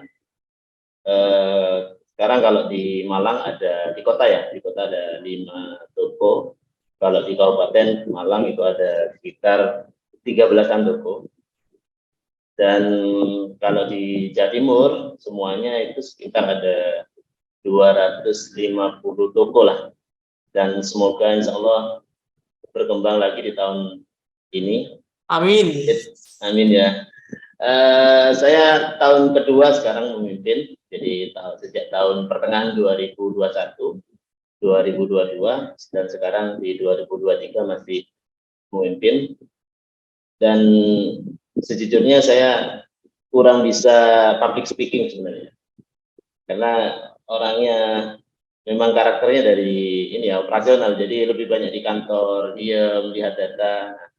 Sekarang ini disuruh belajar untuk bisa menampilkan personal brandingnya ya. Sejujurnya saya juga untuk basic ekonominya, saya angkatan 2008 di Asia. Cuma karena fokus kerja, saya DO tahun 2000 berapa ya? 2011 kan saya udah ada kuliah. Jadi saya ini termasuk orang yang mengulang S1-nya sekarang. Itu saja sih. Jadi saya juga masih terus mengikuti pelatihan-pelatihan, kursus-kursus ekonomi, juga sekolah-sekolah, sehingga apa namanya, ini sangat kami butuhkan sebenarnya untuk pengembangan di usaha kami. Itu dari saya. Terima kasih. Terima kasih Pak. Kalau boleh tanya Pak, Ya. Bapak kan memimpin ini bisnisnya udah lumayan lah Pak, lumayan banget lah ya Oh, dari iya. segi size-nya ya. Kita lihat basmalah di mana-mana lah. Benar, Gitu. benar. Nah, Bapak itu kalau apakah Bapak masih butuh relasi? Kalau butuh relasi yang seperti apa yang Bapak butuhkan? Banyak sih sebenarnya, karena kami kan anggap saja bahasa kerennya offline marketplace, Pak. Yes. Ya, jadi paling banyak butuh supplier, butuh kemudian vendor-vendor untuk toko, kemudian juga yang paling penting sebenarnya butuh customer. Sebenarnya butuh customer ya. Jadi ini paling banyak saya butuhkan adalah memang pengenalan sebenarnya. Kami ingin mengenalkan toko basmalah itu utamanya di Kota Malang. Jadi mungkin saja ada vendor-vendor yang memahami soal apa ini bahasa. Untuk pemasarannya, ya kan ini kan masih baru karena masih beberapa tahun saja di Kota Malang, sehingga perlu pengenalan lebih menyeluruh ya di Kota Malang khusus. Itu saja. Siap. Menarik Pak. Terima kasih udah sharing Pak. Iya, sama-sama. Terima kasih. Mari. Nah, lain kali cerita Pak soal retail bagaimana Pak, karena kami juga butuh diceritain, butuh ilmu tuh dari basmalah. Siap. Ya, lanjut Mas Aldi. Terima kasih Pak. Mantap Bapak Anies Pak ya. Bapak Martinus, Iya. monggo Pak. Keren Pak Anies nih. Ya Pak, selamat malam. Malam Pak Martinus. Wey. Dengeran suara saya Pak? Dengar jelas banget Pak. Oke. Ya Pak, saya akan coba sharing saya sama dengan Bu Siti ya. Saya satu kandang dengan Bu Siti di Mentari Group. Saya di Mentari Group dari 2010. Sebelumnya saya support untuk bagian driver delivery sampai 2014, terus saya pindah sebagai PIC untuk pengiriman luar kota dari Sabang sampai Merauke ya. Terus di sisi lain juga saya juga di situ mencoba untuk mempelajari hal lain ya. Saya juga di Mentari untuk backup untuk pengurusan surat menyurat ya, SIUP, reklame dan lain-lain gitu. Di sisi lain juga saya di Mentari juga diperbantukan untuk support bagian event, tentunya untuk timnya Mas Ludi ya sebagai operator untuk itu apa HTG 100 hari HTG apa itu untuk guru itu. Karena di Mentari juga saya pikir jangan puas dengan satu pekerjaan, jadi dituntut harus serba bisa gitu ya. Ya kemungkinan ya emang jauh sih basicnya saya dari sebelum di Mentari saya di operator SPBU dan pernah juga sebagai maintenance ATM dulu sebagai kerjasama dengan BCA juga. Cuma di sini saya juga harus dituntut untuk semua harus bisa gitu ya, banyak belajar di Mentari, banyak belajar gitu. Selain itu juga saya di rumah ada sampingan sih, baru saya rintis sekitar 5 bulan ini saya ada sampingan untuk usaha frozen food sih, aneka macam frozen food di rumah itu. Itu aja sih Pak. Oke, sukses Pak. Saya buat usaha barunya Pak. Semoga membesar seperti basmalah. Amin. Ya, amin. Lanjut lagi Mas Aldi. Bapak Hermanto. Terima kasih Pak. Sama-sama. Ya, ini kalau share screen nggak apa-apa ya Pak ya? Kan promosi Pak. Boleh Pak, boleh. Ya, nama lengkap saya Hermanto. Kenapa dikasih Asia? Karena nama saya satu kata. Jadi dituntut harus ada 2 kata. Jadi di mana-mana saya selalu membawa Asia. Dan saya sangat bersyukur sekali kepada guru-guru saya yang dari Asia. Karena apa? malamnya dapat materi, paginya saya terapkan. Nah, biasanya saya di Indramayu itu dipanggilnya Kang Jambrong, Pak. Nah, untuk kegiatannya ini, Pak. Saya lah manusia biasa, tapi sekarang saya dituntut oleh salah satu dinas melalui UPTD Balai Latihan Kerja untuk mendapatkan Certificate of Training Metodologi dan Certificate of Digital Marketing dari BNSP, dan alhamdulillah sudah selesai, Pak. Dan sudah 4 kelas.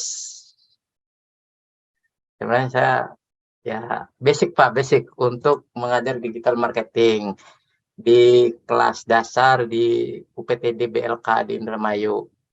Dan ini tuh, kegiatan saya, Pak. Dan sekarang dari mulai September, Desember sampai sekarang, alhamdulillah ya ini hashtagnya Ayo Bersama Membangun Indramayu, dan semuanya itu saya dapatkan dari Asia, dari mulai business model canvas, master plan, timeline, customer journey, terus ya semuanya. Akhirnya proposal itu direalisasi dan saya itu single factor, Pak. Tidak ada asisten, siang malam saya menggarap yang namanya Rumah Peri sebagai rumah kreatif, e-commerce, business center, dan display produk khusus produk-produk lokal Indramayu. Dan ini adalah salah satu karya saya sendiri, dibangun sendiri, membuat tema sendiri berbasis CMS, dan secara personal saya bergerak di ini, Pak.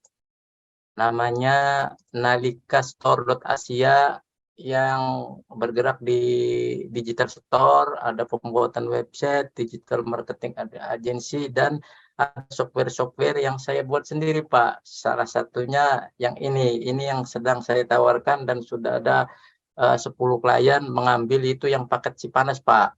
Cipanas itu nama sungai di Indramayu. Saya lebih suka mempromosikan kearifan lokal, yang mana ini tuh adalah paket tool untuk pelatihan digital marketing yang semuanya ini adalah tema plugin yang saya buat sendiri, Pak. Inovasi, Pak. Kata Bapak kan ATM, amati, tiru, dan modifikasi. Dan hasil modifikasinya itu ini, Pak. Mungkin teman-teman ada yang mau membuat toko online, membutuhkan template berbasis blogger supaya murah, ini saya sudah buat, Pak. Ini, Pak. Tuh. Nah, ini karya Asia.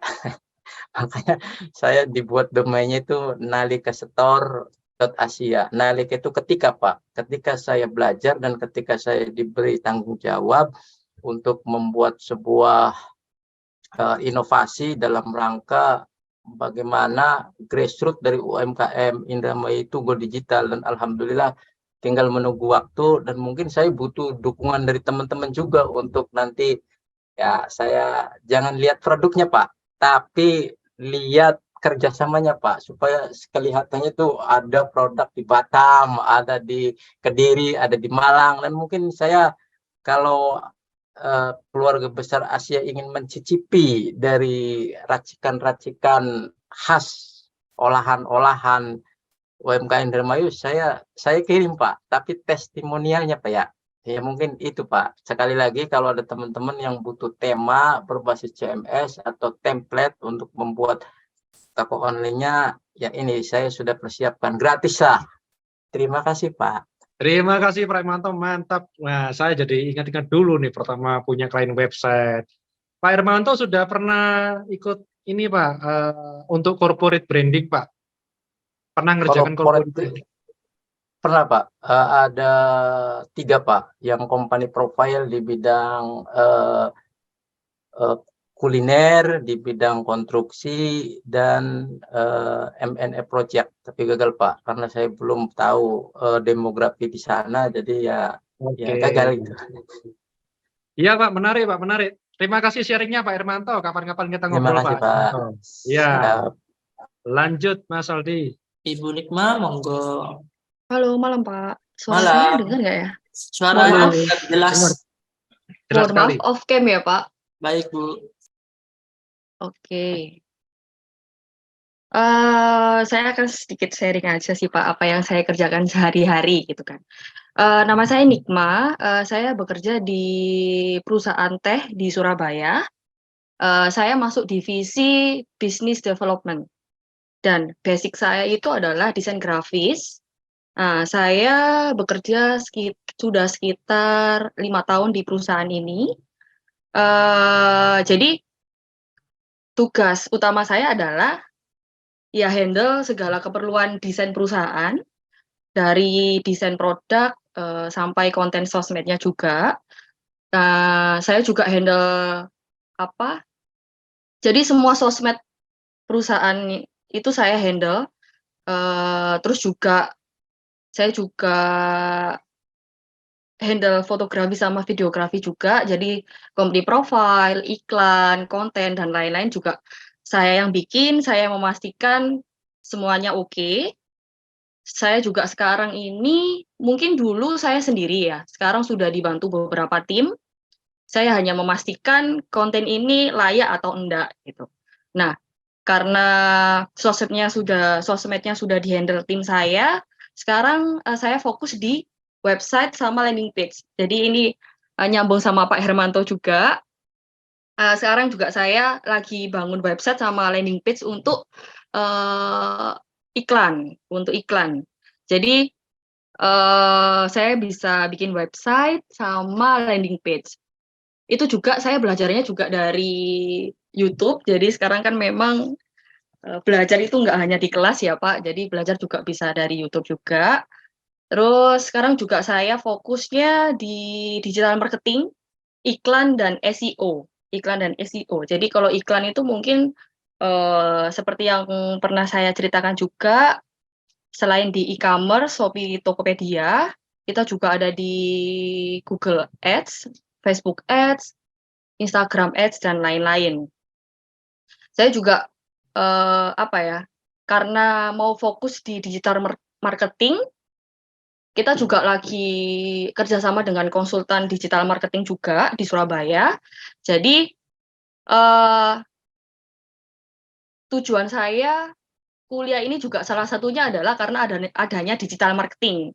Karena saya mau belajar gimana caranya bikin iklan yang baik, yang menurut orang lain itu menarik gitu. Jadi gimana sih caranya? Ya memang sebelum-sebelumnya iklan, cuman responnya kok kurang gitu. Jadi salah satu poin saya ikut kuliah ini adalah lebih ke digital marketingnya sebenarnya, Pak. Jadi saya ingin mendengarkan cerita-cerita, inspirasi-inspirasi dari bapak-bapak, ibu-ibu yang sudah pernah membuat event-event yang keren, jadi bisa saya terapkan di perusahaan saya gitu. Jadi itu sih Pak. Jadi selain di tugas pekerjaan utama saya di perusahaan, saya juga hobi atau sering juga disebut surprise planner. Jadi saya juga bertanggung jawab untuk memastikan setiap tim yang ada di perusahaan saya itu happy dan punya memori yang indah di setiap ulang tahunnya. Jadi itu salah satu side job saya di perusahaan sih. Jadi saya memang suka bikin orang lain itu happy di setiap ulang tahunnya. Jadi itu aja sih Pak. Mungkin yang bisa saya sharingkan. Thank Jadi you. intinya Ya. di perusahaan saya memang budayanya itu terus belajar Pak. Jadi yang awalnya saya hanya sekedar desain grafis, terus saya belajar lagi, saya bisa bikin website, bisa landing page, kan memang itu kalau dalam segi iklan kan sekarang nyambung ya Pak. Jadi bikin landing page-nya, bikin settingan iklannya yang nanti langsung nyambung ke landing page kayak gitu-gitu sih. Jadi yang saya belajar ini gimana caranya bikin promosi atau iklan yang menarik. Itu aja. Terima kasih Pak. Oke. Thank you Bu Nikma. Ya, nanti kita akan sampai ke sana ya. Tapi balik lagi ini adalah mata kuliah introduction. Jadi memang dalam konsep sekarang, dalam sistematika digital marketing yang sekarang, yang populer di masa lalu kan dari iklan Google masuk ke landing page, kemudian masuk ke call to action masuk ke list building kita follow up. Itu funnel yang sederhana, ya. Tapi balik lagi di situ kadang-kadang sering terjadi missing link, ya. Kadang-kadang apa yang sudah kita rancang kok hasilnya jelek. Kok hasilnya berantakan? Nah, maka akan kita kenali banyak dari case study dari corporate-corporate yang melakukan digital marketing. Ya, tidak semua berhasil. Paling banyak malah yang gagal daripada yang berhasil. Kemudian nanti juga akan dibahas secara teknis mengenai iklan, kemudian mengenai engagement, mengenai list building, mengenai database management, mengenai teknik follow up, mengenai teknik retargeting, masih banyak nih. Kita masih panjang kuliah nih ya, tenang. Dan gaya saya tiap kali ngajar selalu saya sisipkan sisi bisnisnya ya. Jadi digital marketing adalah salah satu strategi, tapi yang penting adalah kita bisa memanage bisnis kita, terutama untuk Anda yang entrepreneur. Bagi Anda yang profesional mungkin sudah ada fasilitas yang Anda bisa gunakan. Ya tinggal Anda maksimalkan aja. Kita akan sampai ke sana, tapi sabar dulu. Kita perlu sistematis bertahap untuk menuju ke hal-hal yang sifatnya lebih advance. Thank you, Bu Nikma. Lanjut Mas Aldi. Last person Ibu Amalia. Selamat malam Pak Hari. Ya, mohon maaf ya Pak, off cam. Selamat malam teman-teman semua. Izinkan saya untuk memperkenalkan diri saya. Nama saya Amalia, tapi biasa saya dipanggilnya Amel. Saya bekerja di Mentari Group sama dengan Ibu Siti dan Pak Martinus tadi sebutkan. Di sini saya bekerja sebagai administrator untuk sertifikasi ujian bahasa Inggris. Gitu. Jadi saya yang mengurus mulai dari pendaftaran sampai sertifikat terbit untuk para biasanya sih kita banyaknya peserta itu dari siswa sekolah. Jadi kita itu per tahun bisa sampai 7.000 sampai 8.000 peserta ikut ujian bersama tim Mentari Assessment. Di situ saya bertanggung jawab untuk mendaftarkan, lalu saya juga bertanggung jawab untuk mengatur pelaksanaan ujian. Jadi saya yang mengatur speaking examiner, si penguji speakingnya itu, saya mengatur para pengawas ujiannya juga, saya yang membuat timetable, saya yang membuat konfirmasi lah dengan sekolah, dengan para PIC. Yang dimana sebenarnya saya itu orangnya nggak suka komunikasi gitu Pak. Jadi semenjak saya bekerja sebagai administrator di Mentari Group, di situ saya belajar untuk lebih percaya diri dengan kemampuan komunikasi saya gitu. Karena saya pernah dapat masukan lah, dapat motivasi dari atasan saya yang bilang nggak akan pernah bisa berubah kalau kamu terus menutup diri kamu gitu. Sebenarnya kita bisa melakukan semuanya itu dengan mandiri, kita bisa pede itu karena kitanya yang mau berubah gitu Pak. Jadi kalau misalkan memang ada orang introvert, ada ekstrovert, saya juga maksudnya orang introvert, tapi nggak boleh yang namanya nyalahin, saya kan emang dari dulu introvert, saya nggak mau yang namanya komunikasi kayak gitu. Jadi saya bekerja di Mentari ini selama kurang lebih hampir 8 tahun. Saya merasa kemampuan komunikasi saya bertambah. Saya juga ambil beberapa peluang, misalkan dari tim event mengajak saya, Mel ikut jadi moderator. Oh oke, saya ikut gitu. Saya yang jadi moderator untuk event para guru seperti itu. Terus kalau misalkan diajak, mengenai public speaking, saya pasti akan langsung setujui gitu. Karena di situ saya belajar untuk dapat lebih baik lagi dalam berkomunikasi. Gitu sih Pak kurang lebihnya. Terima kasih Pak. Terima kasih Mamalia. Jadi ya ini banyak pengalaman yang berkaitan dengan public speaking, dengan komunikasi. Nah, kenapa saya minta cerita? Ya kita perlu selingi lah ya, bahwa mengenal diri sendiri kemudian memasarkan itu seringkali nggak mudah loh. Dan kabar yang menarik adalah orang-orang yang terlalu rendah hati, terlalu rendah hati dalam mengekspos diri ini seringkali melewatkan beberapa peluang yang harusnya dia bisa dapat. Itu yang saya amati ya dalam dunia corporate ya. Kalau pas saya di beberapa kota besar ya, kita bergaul dengan para eksekutif, teman-teman di SCBD, itu dia memasarkan, dia mengekspos dirinya dengan proporsional. Nah, itu akan membawa dia ke pemahaman tadi balik ya ke bahasa tulisan, ya ke copywriting. Next kita akan bahas lebih teknis copywriting, kita akan praktek. Tapi Bapak Ibu balik lagi karena kelas ini heterogen, kita akan memberi pemahaman dulu yang kuat mengenai marketing, mengenai komunikasi, mengenai analisa bisnis, itu bidang saya di situ. Jadi kalau saya di corporate, kalau saya punya klien-klien perusahaan, BUMN, itu saya biasa membikinkan satu struktur analisa bisnis sampai pada eksekusi digital marketingnya. Dan juga digital marketing ini sangat menantang ya saya pikir ya, sangat menantang. Jadi tadi kalau saya ceritakan prosesnya, jadi kita mulai dari analisa, bahkan di usaha saya sekarang membuka divisi khusus riset untuk advertising, jadi advertisement research. Ya, kita tes semua respon, kita bikin workflow, kita bikin project management, kita SOP-kan banyak hal penting ya. Jadi dalam misalkan saya tadi minta tim saya untuk mengerjakan sesuatu, SOP itu bisa saya modifikasi sekarang jauh lebih simpel.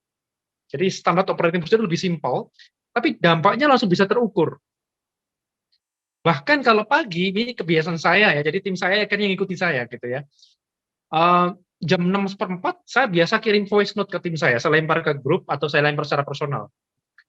Saya ingin hari ini ada ini ya, caranya gini, coba kerjakan aja.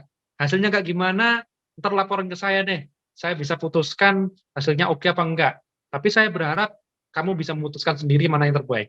Karena tugas saya mendelegasikan keputusan. Ya, saya ingin menciptakan banyak decision maker di bisnis saya, tapi decision maker-nya juga harus benar. Makanya di tim saya juga sering training untuk how to deal with decision making. Bagaimana menciptakan keputusan-keputusan yang benar secara logika bisnis, gitu ya. Secara logika bisnis maupun logika untuk demi kebaikan tim, ya, demi kebaikan dirinya juga. Gitu. Nah, itu menantang Bapak Ibu, ini sekedar sharing, itu yang sering saya lakukan. Bahkan beberapa hal yang jadi digital marketing di bisnis saya itu bukan hanya untuk menjangkau banyak customer, tapi juga banyak partner, menjangkau komunikasi, bahkan melemparkan suatu kasus ke pasar gitu ya. Contoh, kita bikin suatu campaign untuk sayembara, untuk kompetisi siapa yang bisa memberikan ide terbaik untuk bisnis kita. Kita kasih giveaway di sana. Dan luar biasa hasilnya. Banyak ide-ide yang sebelumnya nggak pernah kita pikirkan selama bertahun-tahun, kita dapatkan dari market. Dan orangnya kita udah ajak makan, kita kasih hadiah, kita kasih apresiasi, ya. Kalau dia mau kita ajak ke tim kita, tapi kalau dia udah punya pekerjaan, udah punya bisnis, kita ajak partneran, ya. Dan dari situ kita mendapatkan ide yang luar biasa untuk mendapatkan customer jauh lebih banyak. Jadi di marketing di saya itu meluas sekali, bukan hanya sekedar ngiklan, konten, engagement, ya itu penting ya tetap kita lakukan ya. Tapi ada beberapa hal yang kita lakukan dengan mindset, dengan cara berpikir digital marketing dan ada banyak percepatan ya, karena percepatan dalam hal operasional. Nah, saya sendiri sekarang juga membantu teman-teman yang lain dan juga mendukung, kadang-kadang benar-benar bantuan, artinya saya nggak ambil fee, ambil keuntungan dari situ. Saya kadang-kadang hanya penasaran apakah hal-hal yang saya tentukan sebelumnya itu bisa berhasil nggak. Jadi saya testing aja banyak hal gitu ya. Saya support banyak bisnis model. Bahkan kemarin ada satu startup yang saya rencananya mau invest, tapi saya kasih challenge dulu. Saya mau invest ke bisnis kamu dengan catatan kamu membereskan masalah ini, misalkan masalah timnya dia. Karena bagi saya, digital marketing nggak akan bisa berdiri sendiri. Kita boleh jagoan bikin landing page dengan cepat, menarik, desainnya, animasinya oke, ya. Kalau landing page-nya kasih animasi, bisa tim saya bikin begitu misalnya. Kemudian kita datangkan traffic, sehari bisa 50.000 traffic dalam website kita. Kemudian ada ratusan orang kontak setiap hari, ya. Kalau usah ratusan, hanya puluhan aja lah yang kontak. Kemudian ada permintaan nge-zoom meeting dengan tim kita itu 5-15 kali dalam sehari, bayangin ya. Kalau 15 kali harus kayak pecah-pecah dulu, tapi kita normalnya maksimal 5 ajakan meeting aja ya, supaya membatasi dan menjaga kualitas ya. Tapi nggak ada artinya jika bisnis prosesnya juga jelek. Jadi proses yang dalamnya itu jelek, berantakan. Ya, maka yang saya benerin bisnis prosesnya dulu. Sebelum bisnis proses yang saya dalami timnya dulu. Ya, timnya skillnya boleh oke, attitude-nya parah juga percuma. Saya bedah dulu, saya lakukan assessment. Ya, assessment saya kadang-kadang ngasal aja, ya, pakai feeling, bukan pakai feeling sih, pakai pengalaman lah. Saya deteksi, saya ajak ngobrol, saya suruh cerita dia soal bagaimana dia mengatasi masalah. Nah, baru dari situ prosesnya udah benar, baru saya lihat lagi proses digital marketingnya. Karena digital marketing itu strategi, Bapak Ibu. Ya, tapi apa artinya strategi kalau yang kita ceritakan value-nya juga jelek? Ya, dampaknya juga nggak akan bagus. Orang akan mental terus dengan kita. Ya, ilmu digital marketing juga saya pakai untuk melihat kekuatan dari pesaing, melihat potensi dari satu industri. Jadi banyak sekali perluasannya. Nah, itulah bedanya. Mungkin Bapak Ibu dulu pernah atau sering bahkan kayak Pak Hermanto tadi ya bersertifikasi. Saya coba melengkapi dari angle yang berbeda gitu. Saya melihat dari sisi industri, saya melihat dari sisi bisnis proses. Saya juga cuma melihat dari segi landing page, tapi itu penting, betul yang dikatakan Pak Hermanto, betul yang dikatakan Bu Nikma tadi. Proses membangun website, iklan, untuk melakukan engagement, analisa, copywriting. Nanti kita akan belajar secara teknis. Nah, semoga malam hari ini ketika saya cerita soal pengantar copywriting, dan saya juga ngajak Bapak Ibu untuk melakukan networking, ini bisa berdampak ke karir Bapak Ibu ya, ke bisnis Bapak Ibu. Mohon izin, mungkin besok pagi aja lah. Besok pagi saya mau kasih satu form, Google Form, nanti saya titipkan Mas Ical, Mas Aldi ya sama aja lah. Saya titipkan, isinya sama dengan apa yang kita presentasikan pada malam hari ini. Jadi di situ silakan diisi nama, kemudian nama bisnis atau nama perusahaan kalau Anda bekerja di perusahaan itu, atau nama instansi juga boleh, nama yayasan juga boleh kalau memang Anda kerja di yayasan ya. Kemudian Anda ceritakan mengenai kesibukan Anda dalam profesi itu. Berikutnya adalah jaringan apa, itu tadi yang belum saya tangkap banyak, mengenai jaringan yang Anda butuhkan. Padahal itu sebenarnya penting. Ketika Anda tahu jaringan mana yang Anda butuhkan, maka Anda sebenarnya selangkah lebih maju daripada orang lain. Saya tahu jaringan yang saya butuhkan, sangat akurat. Dan itu yang mendorong saya, setiap tindakan saya dalam mencari network baru, dalam berkomunikasi, dalam nelpon, dalam ngajak orang makan, sampai tindakan saya di sosial media. Dalam arti sosial media bukan akun pribadi saya di Instagram. Kalau akun Instagram saya bodo amat ya. Saya bebas ya. Bebas artinya saya nunjukkan apapun aktivitas saya dengan family dan lain itu saya bebas. Tapi kalau kita bicara bisnis agak berbeda di akun bisnis saya, bukan di akun pribadi saya. Nah, karena saya tahu jaringan yang saya butuhkan dan yang saya bisa bantu dia, gitu. Jadi tetap ada value yang saya berikan ke dia dan value yang saya berikan ke dia jauh lebih banyak daripada yang saya minta. Ya, baru kita ngomong struktur digital marketing. Mungkin di pertemuan pertama saya sudah tunjukkan tuh ya. Dari pertama orang melihat produk, melihat iklan, kemudian orang mengevaluasi, memberikan satu pandangan, kemudian memberikan satu opini, memberikan satu komentar, melakukan engagement, interaksi, ya, ngajak Zoom meeting, kemudian keluar proses, kemudian masuk lagi dia ngajak meeting offline, saya ajak makan, saya kasih merchandise dan sebagainya. Itu prosesnya panjang. Apalagi kalau kita full digital, ya, sampai ada retargeting, iklan 1, iklan 2, iklan 3, kemudian kita masuk SEO dan segala macam. SEO itu dulu strategi yang saya optimasi waktu saya SMA, ya. Saya dulu sukanya main SEO waktu SMA karena belum zaman iklan ya. Ketika udah zaman iklan, saya masuk iklan. Sekarang saya hybridkan aja, saya lihat otak-atik kombinasinya ya. Dan nanti kita akan belajar soal spesifik mengenai iklan. Saya lupa kayaknya ada mata kuliah khusus ya. Saya lupa walaupun saya yang ngerancang tapi saya agak lupa tuh. Kayaknya ada khusus soal iklan, soal analitik, data analitik juga ada. Dan Bapak Ibu, kuliah digital marketing tidak hanya soal digital marketing. Kuliah digital marketing adalah soal bisnis proses. Itu yang akan saya berikan selama Anda kuliah dengan saya. Sekali lagi terima kasih untuk sharingnya. Dan sudah 8:30, waktunya sudah berjalan dan tidak terasa lah kita ngobrol-ngobrol pada hari ini. Topiknya memang soal copywriting di awal, tapi kita kembangkan ke pembahasan-pembahasan lain, dan inilah pembahasan yang semoga bisa memberikan dampak positif.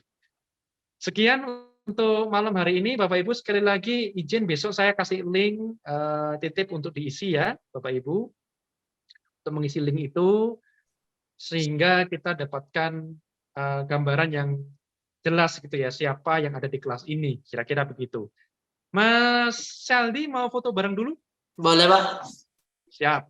Yuk, Mas Saldi yang screenshot ya. Enggak, Pak. Monggo Bapak Ibu bisa open cam dahulu. 1, 2. Sudah. Makasih Mas Ical, Mbak Winda, Bapak Ibu sekalian. Makasih yang sudah meramaikan kelas ini. Kita ketemu minggu depan. Minggu depan, ya saya lupa mau menyampaikan. Minggu depan, Bapak Ibu kalau bisa, live-nya pakai laptop. Kalau bisa, ya.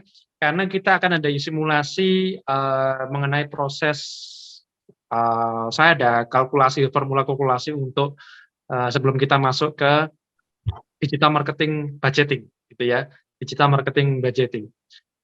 Nanti akan ada sesi teknisnya lebih dalamnya, tapi minggu depan kita akan mulai untuk simulasi itu, dan lebih mudah kalau ada laptop atau PC yang bisa dioperasikan Excel-nya ya, kita pakai Excel.